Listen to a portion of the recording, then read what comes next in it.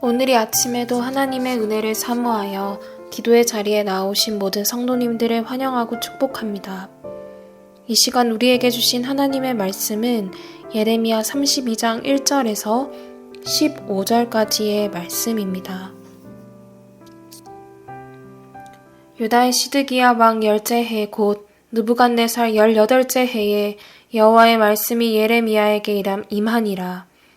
그때 바벨론 군대는 예루살렘을 에워싸고 선지자 예레미야는 유다의 왕의 공중에 있는 시위대 뜰에 갇혔으니 이는 그가 예언하기를 여호와의 말씀에 보라 내가 이 성을 바벨론 왕의 손에 넘기리니 그가 차지할 것이며 유다 왕 시드기야는 갈대아인의 손에서 벗어나지 못하고 반드시 바벨론 왕의 손에 넘겨진 바 되리니 입이 입을 대하여 말하고 눈이 서로 볼 것이며 그가 시드기야를 바벨론으로 끌어가리니 시드기야는 내가 돌볼 때까지 거기에 있으리라. 여호와께서 이와 같이 말씀하시니라. 너희가 갈대아인과 싸울지라도 승리하지 못하리라 하셨다 하였더니 유다 왕 시드기야가 이르되 내가 어찌하여 이같이 예언하였느냐 하고 그를 가두었음이더라. 예레미야가 이르되 여호와의 말씀이 내게 임하였느니라 이르시기를 보라 내 숙부 살룸의 아들 하나멜이 내게 와서 말하기를 너는 아나돗에 있는 내 밭을 사라.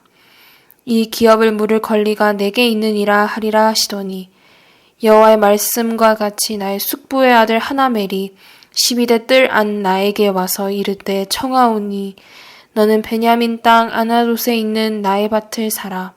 기업의 상속권이 내게 있고 물을 권리가 내게 있으니 너를 위하여 사라 하는지라.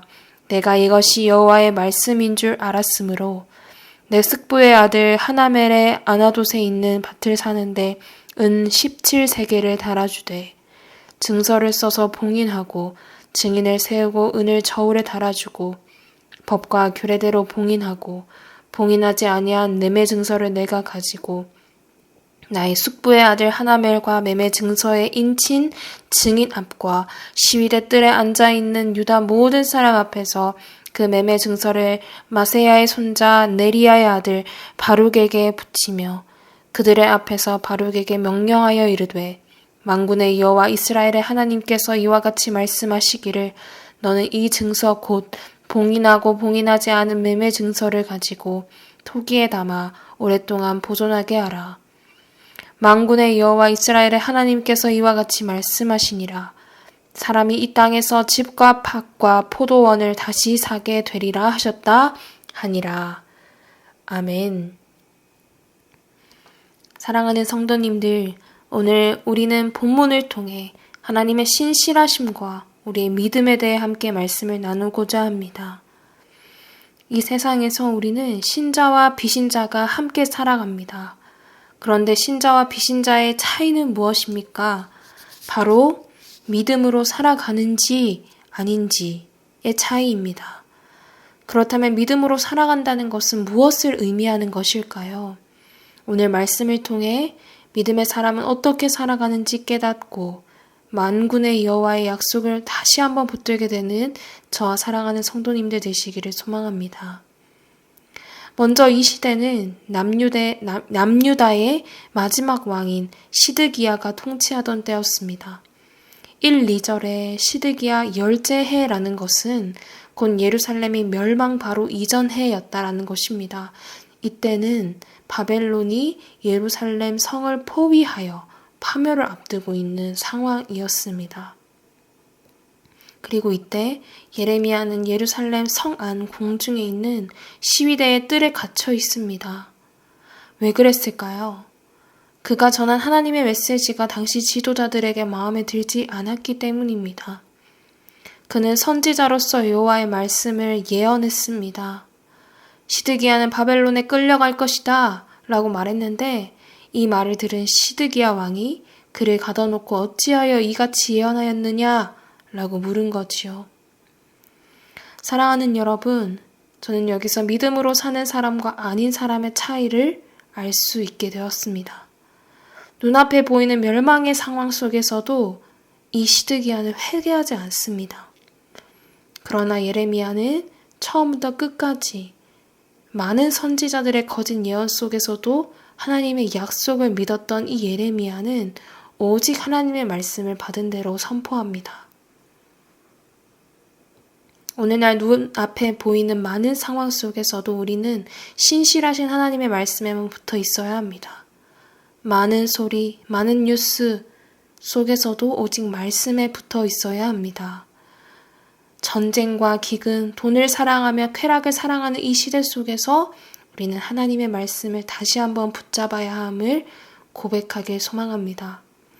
말씀을 받은 대로 살아가는 사랑하는 성도님들 되시기를 축복합니다. 이런 상황에서 8절을 보면 하나님께서는 예레미야에게 나타나 내 속부의 아들 하나멜이 내게 와서 아나돗에 있는 내 밭을 사라 할 것이다 라고 합니다. 여러분, 이 말씀은 인간의 눈으로 볼 때 전혀 이치에 맞지 않는 행동입니다. 지금 현재 예레미야는 감옥에 갇혀 있었고 곧 이 땅은 바벨론에게 멸망당할 것이기 때문입니다. 곧 이 예루살렘은 함락될 위기에 처해 있고 모든 것이 잃어버릴 상황인데 하나님은 이 밭을 사라고 하십니다. 마치 태풍이 오고 있는데 해변가에 있는 집을 사라는 것과 같아 보입니다. 그러나 예레미야는 이해되지 않는 상황 속에서도 다시 한번 하나님의 말씀에 순종합니다. 하나멜이 와서 밭을 사라고 했을 때 예레미야는 그것이 여호와의 말씀임을 깨닫고 밭을 삽니다. 사랑하는 여러분, 믿음으로 사는 사람은 하나님의 약속을 사실로 받아들이는 사람입니다. 예레미야가 하나님께서 하신 약속을 사실로 받아들였기에 예루살렘 성이 포위가 된 그 상황 속에서도 밭을 사는 이상한 행동을 할 수 있었던 것입니다. 만군의 여호와께서 이 땅을 회복시키실 것을 그는 믿었습니다. 어려움 속에서도 하나님께서 약속하신 그 회복을 믿었던 예레미야처럼 오늘 우리에게도 예레미야와 같은 믿음이 필요합니다. 어떤 어려움이 있습니까? 당장 내 안에 닥쳐오는 압박과 두려움은 무엇이 있습니까? 오늘 하나님께서 약속하시는 회복을 믿기를 소망합니다. 우리의 삶에 예루살렘처럼 포위된 것 같이 느껴지고 모든 희망이 사라진 것 같을 때에 회복시키신 나는 약속의 말씀으로 15절 이 땅에서 다시 집과 밭과 포도원을 사게 되리라 는 하나님의 이 말씀을 기억한 이 예루살렘처럼 이 하나님의 약속을 선포하는 믿음의 고백을 올려드리기를 소망합니다. 마지막으로 지난 주일부터 시작된 미치학부 성경학교를 시작으로 다음 세대 성경학교와 수련회가 시작됩니다. 많은 교사와 청년 스태프들이 성경학교와 수련회를 위해 휴가를 내고 시간을 내어 공간을 또 꾸미고 많은 시간을 냅니다. 사실 세상의 눈으로 보면 이상한 행동입니다. 이 쉬고 싶은 황금 휴가의 시간대에 왜 시간을 쓰냐고 말하는 사람이 있을 수 있습니다. 그러나 우리는 하나님의 약속을 사실로 받아들이는 사람입니다. 예레미야가 땅을 회복시키실 것을 믿음으로 이 땅을 산 것 같이 우리도 다음 세대를 회복시킬 하나님의 약속을 믿음으로 이 소망의 씨앗을 심는 것입니다. 사랑하는 여러분, 우리의 이 믿음의 고백을 통해 어려움과 압박, 이 모든 두려움에서 떠나가고 반드시 하나님께서 이루실 것을 이 약속을 소망하며 이 아나돗 밭을 사는 순종의 걸음을 하시는 우리 성도님들 되시기를 축복합니다. 이 시간 말씀을 기억하며 함께 기도합니다. 우리의 두려움과 어려움에서 벗어날 힘은 오직 하나님의 약속하심을, 그 회복하심을 믿는 것입니다. 하나님께서 하실 일을 바라보게 하여 주시옵소서. 이해되지 않는 믿음의 결단으로 주님께 모든 것 맡길 수 있도록 성령 하나님 도와주소서. 이어서 개인의 기도 제목을 놓고 사김의 교회를 위해 그리고 민족과 열방의 하나님 나라가 임하도록 함께 기도하며 나아가겠습니다.